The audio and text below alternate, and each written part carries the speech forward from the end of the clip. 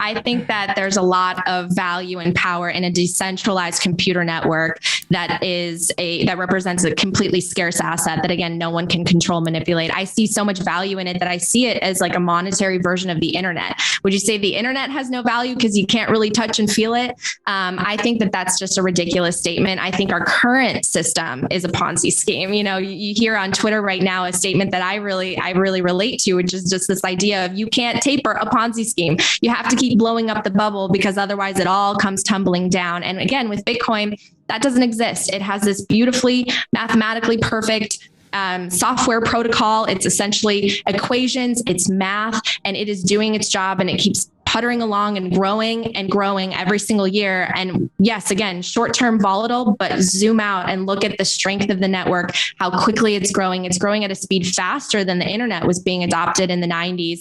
And the price is going along with it. And every 4 years, there's going to be fewer and fewer Bitcoin that are mined. Mm-hmm. And I just think, like, what an incredible time to get on board with a technology network that's trying to solve one of the biggest problems in our country, which is the wealth inequality that comes from inflation and currency debasement. Yeah, so actually the technical analysts that I've spoken with say that the numbers indicate that we should hit 1 billion users by 2025. So we're not that far off. I think it's going to take, again, some educational just resources. They're all out there, but it takes time to educate the masses because Bitcoin's not something that they talk about every single day on mainstream media.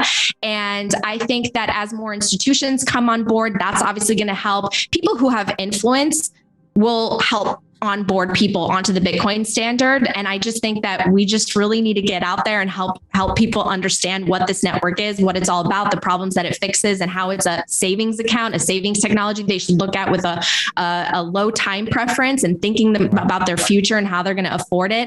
But I think it's going to come on. I mean, we also need more avenues. We need a spot ETF. The fact that has not come on board, I think, is really holding the price back. But I do think that there are changes. I'm very bullish on some of the regulatory developments that are happening in Washington. There are hearings happening. There are groups within our space in Bitcoin who are trying to educate the politicians to make sure they make the right decisions. I'm sure we'll have more and more politicians, voted in who are Bitcoiners, who carry Bitcoin on their, on their bank books. I think much more can be done with social media and with me just speaking to the public as opposed to within an establishment that has some gridlock. But I applaud the people who are pro Bitcoin, who are getting out there and trying to make the laws happen that really, regulate the space in a smart way that doesn't take away from technological innovation and from the capitalism that naturally exists within this space. Because I think crypto is one of the most capitalistic industries that exist right now.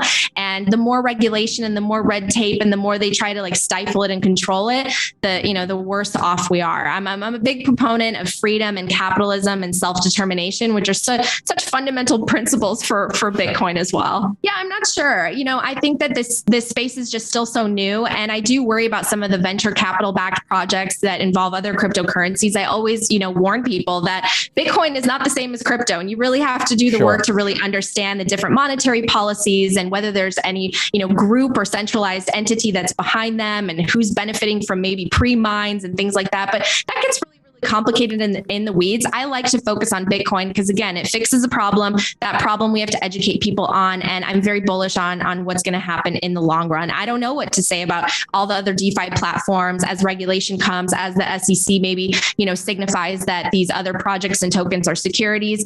This is the wild, wild west in some ways, but I think Bitcoin has established dominance. It's established itself as the monetary standard in terms of technology and for a future that could serve as a global reserve currency that could serve as legal tender in countries like El Salvador. So I'm really excited about Bitcoin, very uncertain about all the others. We've still got obstacles to go. That's why I think it's so important to educate politicians. We see so many of them coming out with misinformation, or, they come out and they latch on to myths surrounding Bitcoin. And it just shows that we have more work. Just that it's destroying the planet. I think that one, it's been debunked so many times. It's very frustrating when you hear that from politicians who are then taking private jets.